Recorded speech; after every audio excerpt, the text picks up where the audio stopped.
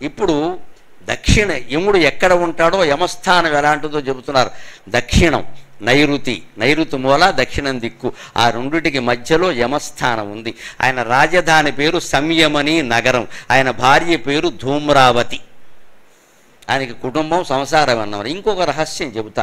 ఇంతవరకు పాపాత్ములు శిక్షలు చెప్పుకున్నాం, మరి పుణ్యాత్ముల గురించి కూడా చెప్పుకోవాలిగా.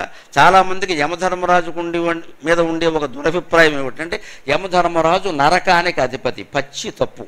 ఆయన నరకానికి అధిపతి కాదు, యమలోకానికి అధిపతి. స్వర్గం వేరు, నరకం వేరు. ఈయన యమలోకానికి అధిపతి. యమలోకం అంటే స్వర్గానికి నరకానికి మధ్యలో ఉండే జంక్షన్. ఆయన యమలోకానికి పితృలోకానికి అధిపతి, కానీ నరకాధిపతి కాదండి. ఆయన మనుషుల్ని స్వర్గానికి పంపేది నరకానికి పంపేది కూడా యముడే. అంటే ముందు పోయిన ప్రతి జీవిని యమలోకానికి పితృలోకానికి తీసుకెడతారు. పితృలోకం అంటే ఏదో కాదు, చంద్రలోకం. అక్కడికి తీసుకెడతారు. చంద్రలోకానికి మనకి ఎంత పడుతుందో తెలుసా? మన చంద్రయాన్ 2లో పక్కా రుజువైంది కదా. సో మనకి 14 రోజులు అయితే అక్కడ ఒక పక్షం, అంచేత నెలకి 2 పక్షాలు. అందుకే మాసికాయలు పెడతారండి. ఎంత పక్కా సైన్స్ ఉందండి ఇందులో. నువ్వేదో గుడ్డి నమ్మకం అంటావేటో అర్థం లేకుండా చంద్రయాన్ 2 కూడా రుజువు చేసింది. మాసికాయలు పెట్టాలి. మాసికాయలు పెట్టాలి. ఇప్పుడు ఆ మాసికాయలు మానేసాం మనం. రోజు నెల అందరూ మాసికాయలు పెట్టుకుంటారు. దాని పేరే ఈఎంఐ. ఎవడు మాసికం వాడే పెట్టుకోండి. ప్రతిదానికి అప్పులు చేసి నెలకి 50,000 60,000 మాసికాయలే ఇవన్నీ. ఇక్కడ మనం మాసిపోయేలాగా ఈ మాసికాయలు కడతాడు, ఆ మాసికం పెట్టాడు. ఆ మాసికం పెట్టాలి. ఎందుకంటే చంద్రమండలంలో ఒక నెల గడిస్తే మనకి ఇక్కడ ఒక రోజు కింద లెక్క. మనకి ఇక్కడ నెల గడిస్తే ఆయనకు ఒక్క రోజు కింద లెక్క. అందుకే చంద్రయాన్ 2 అన్ని ప్రయత్నాలు చేసినా అది వెన్నెల ఉన్న రోజుల్లోనే పనిచేసింది. చీకటి మంచు వచ్చాక పనిచేయలేదు, మళ్ళీ లేవలేదు కూడా. అంటే మరి ఈ విషయాలు పురాణాల్లో ఎప్పుడో చెప్పారే, అది ఉన్నది సైన్సా పుక్కిడి పురాణమా? ఎలా మాట్లాడతారండి? చంద్రలోకం ఇక్కడ నెల్లాళ్ళు, అక్కడ నెల్లాళ్ళు. మనకి నెల్లాళ్ళు అయితే అక్కడ ఒక రోజు అనేది గరుడ పురాణం సహా 18 పురాణాల్లో చెప్పారు కదా. మరి భారతీయ ఋషులు ర్యాకెట్లు వేసుకుని చంద్రమండలానికి వెళ్ళారంటే తపోమయమైన శక్తితో వాళ్ళు అన్నీ చూడగలిగారు. తపశ్శక్తి. మనిషికి 3 రకాల శక్తులు ఉంటాయి ప్రయత్నిస్తే: యంత్రశక్తి, తంత్రశక్తి, మంత్రశక్తి. మనిషి యంత్రశక్తిని అంగీకరిస్తాడు, తంత్రశక్తిని మంత్రశక్తిని అంగీకరించాడు. అజ్ఞానం. వీడి కళ్ళకు కనపడకపోతే అంగీకరించనంటే ఎలాగా? ఎదవకళ్ళు కళ్ళజోడు పెట్టుకుంటే కానీ భార్య కనపట్లేదు, భర్త కనపట్లేదు. ఇక్కడ మన కళ్ళకు శక్తి అండి, దిక్కుమాలిన కళ్ళు. ఎదురుగా ఉన్న పెళ్ళాము మొగుడు కనపట్లేదు ఇక్కడ కళ్ళజోడు లేకపోతే. నీ కళ్ళకు కనపట్లేదు, వీడు నమ్మట్ట. వీడికి కనపడాల్సిన అవసరం దేవుడికి ఏముందండి ఇక్కడ? నువ్వు కనపడపోతే నమ్మవే. ఇంకా నీ కళ్ళెంత, నీ శక్తి ఎంత? తంత్రశక్తి ఉంది, లలితా సహస్రం నిండా అదే ఉంటుంది.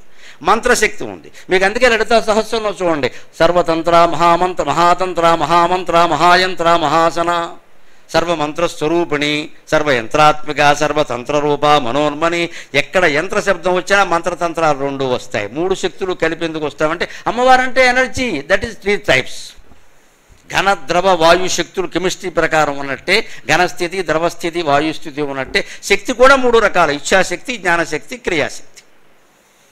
అంచేత అదే యంత్రశక్తి, మంత్రశక్తి, తంత్రశక్తి. మంత్రము పనిచేస్తుంది. ఇప్పుడు వీళ్ళు యంత్రాలు పెట్టుకుని చూసిన దాన్ని మన అగస్త్యాది ఋషులు, వశిష్ఠాది ఋషులు మంత్రశక్తితో సమస్త బ్రహ్మాండాలు దర్శించారు. అదే రాశారు. నువ్వు ఆ తపస్సు చేస్తే, ఆ మంత్రజపం చేస్తే రోజుకో అరగంట నోరు మూసు కూర్చుంటే ముందు బోడు తపస్సు చేసి. నువ్వు ఆ తపస్సు చేస్తే, ఆ మంత్రజపం చేస్తే రోజుకో అరగంట నోరు మూసు కూర్చుంటే ముందు బోడు తపస్సు చేసినట్లు లెక్క.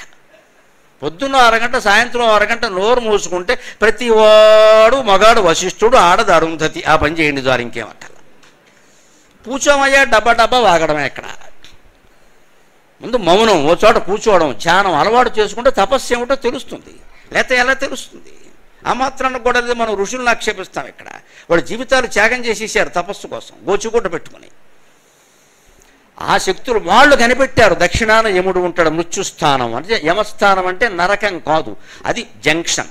అక్కడి నుంచి జీవుడు పుణ్యాలు నిర్ధారణ చేసి పుణ్యాత్ముల్ని స్వర్గానికి పంపుతాడు, పాపాత్ముల్ని నరకానికి పంపుతాడు. అంతేగాని నరకానికి అధిపతి కాదు ఆయన, పితృలోకానికి అధిపతి. ఇంకో మాట ఉందండి, అదృష్టం. పుణ్యాత్ములు అక్కడికి వస్తే యముడు స్వయంగా పాదాలు కడుగుతాడు అని చెప్పారమ్మా గరుడ పురాణం. దాన ధర్మాలు చేసిన పుణ్యాత్ములు, పరోపకారం చేసిన పుణ్యాత్ములు, అనాథ ప్రేత సంస్కారం చేసినటువంటి పుణ్యాత్ములు, అనాథ స్త్రీలను రక్షించిన పుణ్యాత్ములు, అనాథ బాలలను ఆసుపత్రి పక్కన వదిలేస్తే తీసుకెళ్ళి పెంచుకున్న పుణ్యాత్ములు, వాళ్ళు కనపడగానే యముడు స్వయంగా దిగి వచ్చి వాళ్ళ కాళ్ళు గడుగుతాట. మీకోసం నేను చూస్తున్నా, మీకోసం, మీ వల్ల నాకు పుణ్యం వచ్చింది రండి అంటట. అంత సౌభాగ్యాన్ని పుణ్యాత్ములకు ఇచ్చింది గరుడ పురాణం, ఎక్కడా తక్కువ చేయలే. అంతేకాదు యముడు భయంకరంగా ఉంటాడు అనుకోవద్దు, అది కూడా పొరపాటే. పాపాత్ములకే భయంకరంగా ఉంటాడు. పుణ్యాత్ములకి దేవేంద్రుడు ఎంత అందంగా ఉంటాడో యముడు అంత అందంగా ఉంటాడు. అందుకే ధర్మవరం రామకృష్ణమాచార్యులు గారు ఆంధ్ర నాటక పితామహుడు. ఆయన సామాన్యుడు కాదు, మంచి పండితుడు. ఆయన సతీ సావిత్రి నాటకంలో యమధర్మరాజు వేసేవాడు. ఆయన వేదిక మీదకి దున్నపోత ఎక్కి వచ్చేవాడు కాదు, మామూలుగానే తెల్ల పంచ కట్టుకుని, తెల్ల కండువా వేసుకుని, కిరీటం పెట్టుకుని, యజ్ఞోపవేతంతో సమస్తాభరణాలు వేసుకుని వస్తే ఆక్షేపించారు విమర్శకులు. యముడు ఇలా ఉంటాడా, ఉమ్మడి కుటుంబం సినిమాలో ఎన్టీ రామారావు యముడిలాగా రావాలి కదా అని. అది సాంఘికం, ఇది పౌరాణికం, చాలా తేడా. ఆయన సమాధానం చెప్పాడు, యముడు అలా ఉండడు వెర్రివేధవల్లారా, గరుడ పురాణం చదువుకోండి.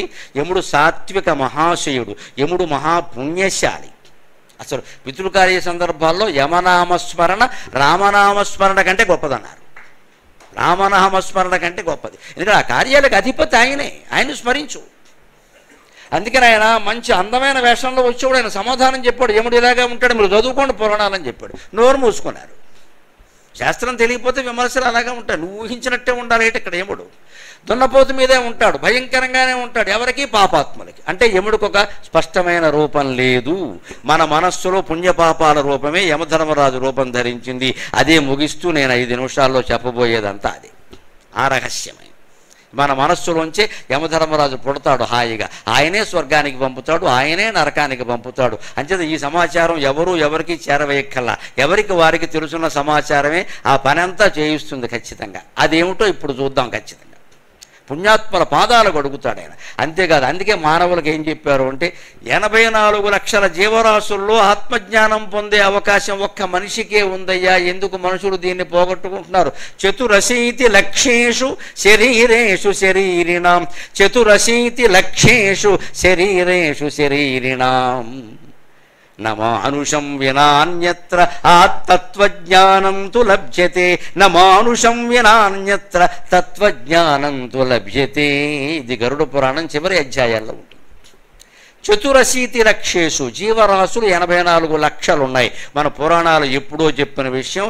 ఇటీవల ఒక 10 ఏళ్ల క్రితం నాసా కేంద్రం వారు స్పష్టంగా జీవరాశుల సంఖ్య 84 లక్షలే అని చెప్పారు.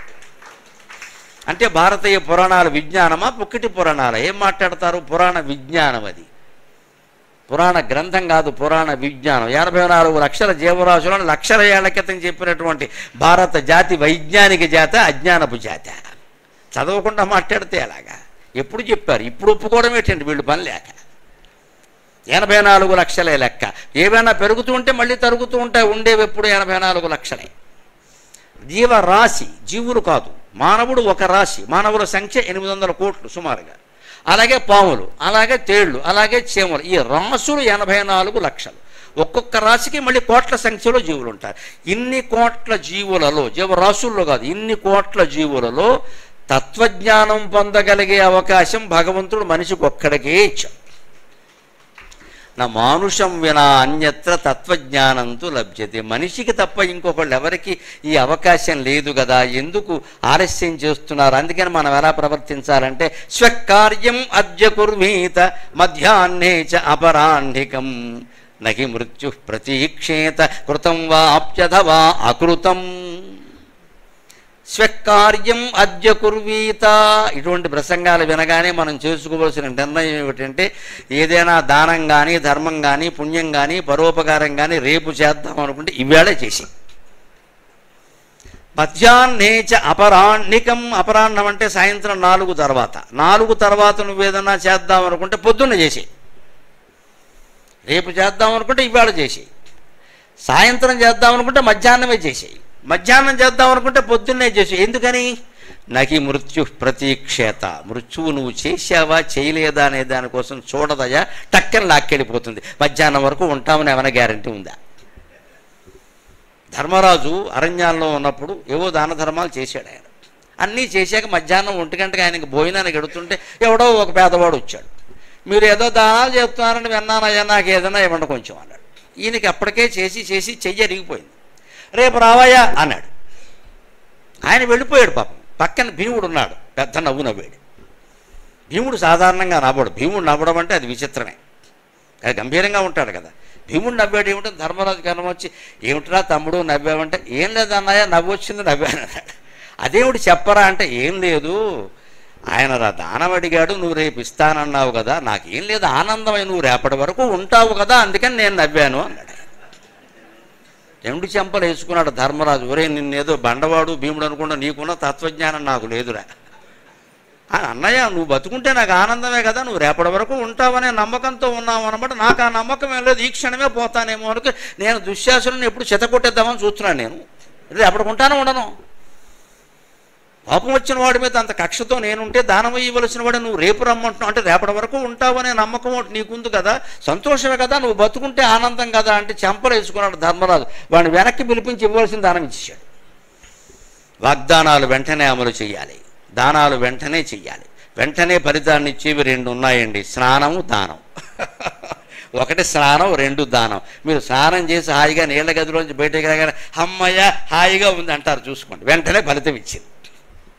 దానం కూడా అంతే, వెంటనే ఫలితాన్ని ఇస్తుంది. సమాజంలో ఆ దాన సంస్కృతి పెరిగితే ఇంత హింసాత్మక వాతావరణం ఉండదండి, ఇంత హింసాత్మక వాతావరణం. ఇంకో మాట, దానం సందర్భం వచ్చిందిగా, దానానికి ఎప్పుడు జ్ఞానము, పాండిత్యము, కులము లెక్క కాదండి, పేదరికం ఒక్కటే లెక్క, పేదరికం ఒక్కటే లెక్క. పేదవాళ్ళకి దానం చేయండి, పేదవాళ్ళకి దానం చేయండి. కులాలు చూడకండి, మతాలు చూడకండి, ప్రాంతాలు చూడకండి, ఏ పాండిత్యాలు చూడకండి అమ్మ. మా వెనకాల పడి మాకిద్దామని చూడకండి. ఇవాళ కూడా నేను మీ అందరినీ కోరుతున్నా, కార్యక్రమం అయిపోయాక కేవలం ప్రశాంత్ గారి కుటుంబ సభ్యులు, కార్యకర్తలు మాత్రమే నాకు సత్కారం చేస్తారు. ఎవ్వరిచ్చిన డబ్బు కానీ, శాలువాలు కానీ, దండలు కానీ నేను పుచ్చుకోను. ఎవ్వరూ దయచేసి వేదిక మీదకి రావద్దు, నాకు నియమం అది. ఖచ్చితంగా వారు మాత్రమే చేస్తారంతే ఇక్కడ. ఎందుకంటే మీరు నాకు ఏదో ఇచ్చేద్దాం, కట్నాలు, కానుకలు, పుస్తకాలు ఇద్దాం అనుకునే వాళ్ళు పోస్టులో పంపించండి, నేను పట్టుకెళ్ళలేను ఇవన్నీ. ఇంకా అక్కడి నుంచి బట్టలు తెచ్చాము, చీరలు తెచ్చాము, ఏమి వద్దండి, నేను వచ్చిన బ్యాగ్తోనే నేను పెడతాను, మీరు ఇచ్చినవన్నీ ఇక్కడే ఉంటాయి, అనుమానం ఏం లేదు. నేను ఎప్పటి నుంచో పాటిస్తున్న నియమం అది. ఎవరేమి ఇచ్చినా ఇంటికి వెళ్ళవు, నా బ్యాగ్గా ఇంటికి వెళ్తుంది, అదే నాకు ఎక్కువ. అయితే మాకు కాదండి దాన ధర్మాలు చేసేది, పేదవాళ్ళకి చేయండి దయచేసి. మనకేదో జ్ఞానే పండితుడు కనపడగానే ఏదో చేసేద్దాం, వద్దు, పేదవాళ్ళకి చేయండి. నాకు ఇస్తామన్న డబ్బంతా మీరు ఇవ్వండి హాయిగా. మీ దగ్గర పేదవాళ్ళు ఉన్నారు, వాళ్ళకి ఇవ్వండి. మీ బంధువుల్లో ఉన్నారు, మీ మిత్రుల్లో ఉన్నారు, పోనీ మీకు కులాభిమానం ఉంటే ప్రతి కులంలో పేదవాళ్ళు ఉన్నారు, చేయండి, పేదవాళ్ళ కోసం చేయండి. నా పేరు చెప్పి ఇచ్చేయండి, పని ఆయనకి ఇద్దామనుకుని ఆయన పుచ్చుకోవాలా, నీకు ఇస్తున్నానని చెప్పండి, వాడు బాగుపడతాడు, వాడు ఆనందిస్తే అది మన బిడ్డలకు ఆశీర్వచనం. పేదరికాన్ని మించి అర్హత ఉంటుందా? దానానికి రోజు చూడడం, ముహూర్తం చూడడం, బంధుత్వం చూడడం దరిద్రం అండి. ఇదంతా ఇచ్చేసేదానికి ముహూర్తం ఏంటండి? అదే చెబుతోంది పురాణం అంతా. అక్కడ రేపటి దాన్ని ఇప్పుడు చేసే, మధ్యాహ్నాన్ని ఇప్పుడు చేసే, ఆలస్యం చేయక. ఎందుకంటే నువ్వు చేసావా చేయలేదా అనే దానికోసం ఆగదయా. ఇప్పుడు అసలు రహస్యం చెప్పి 5-10 నిమిషాల్లో నేను సెలవు తీసుకుంటాను.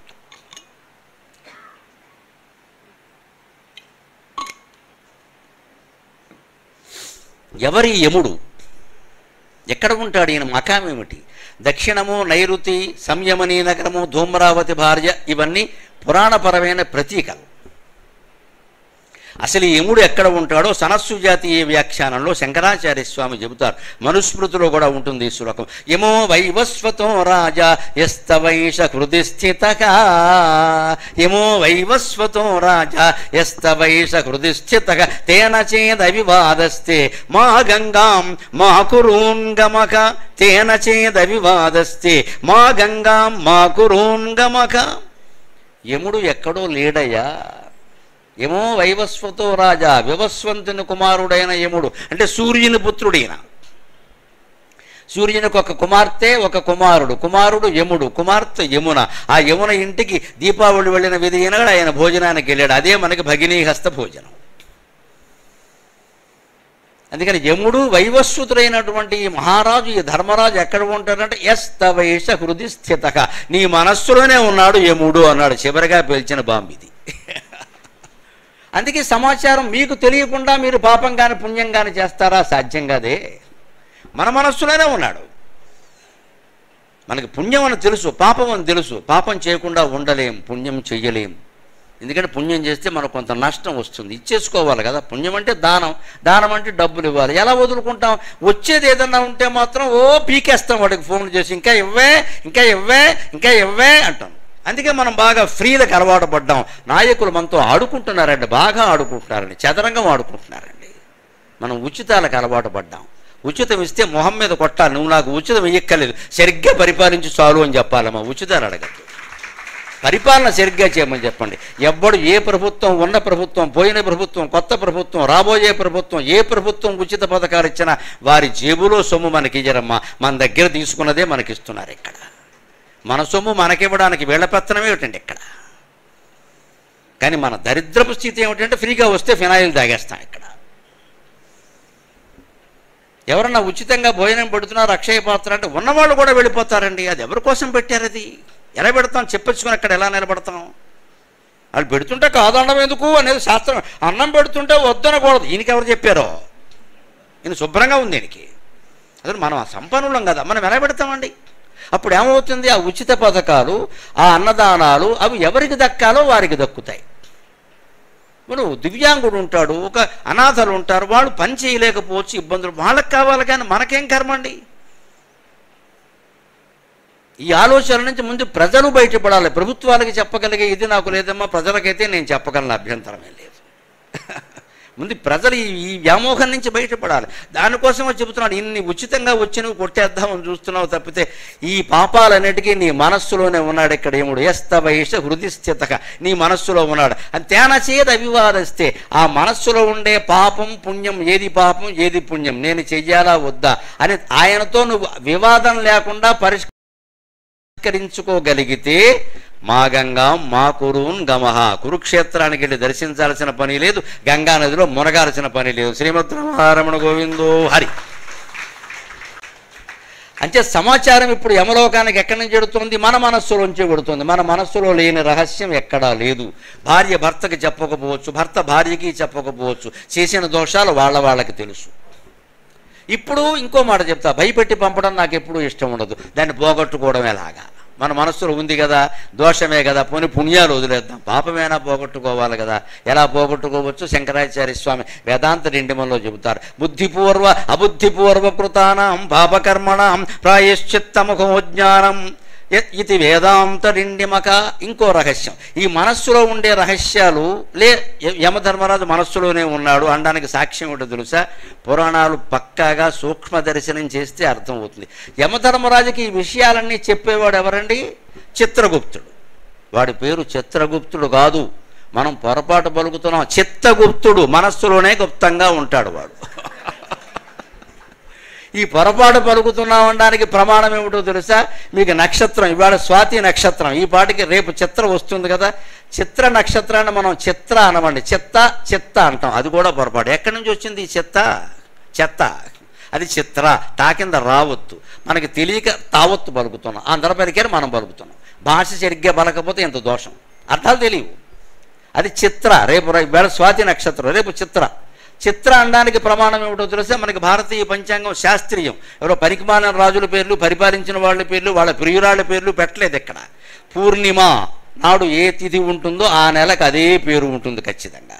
కార్తీక మాసం పూర్ణిమ నాడు కృత్తిక నక్షత్రం ఉంటుంది. రేపు మార్గశిర మాసం వస్తుంది, పూర్ణిమ నాడు మీరు చూడండి మృగశిర నక్షత్రం ఉంటుందమ్మా. పరమ శాస్త్రీయ పంచాంగం భారతీయ పంచాంగం. అందులో ఏమి తేడా లేదు, అంత శాస్త్రీయ లాజికల్ అది.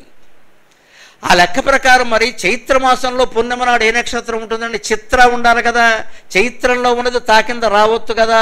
అంచేత నక్షత్రంలో కూడా తాకింద రావత్తే ఉండాలి, కానీ తాకింద తావత్తు ఉంటే చైత్రం అవుతుంది, చైత్రం అవ్వదు కదా. ఇది లాజిక్. సో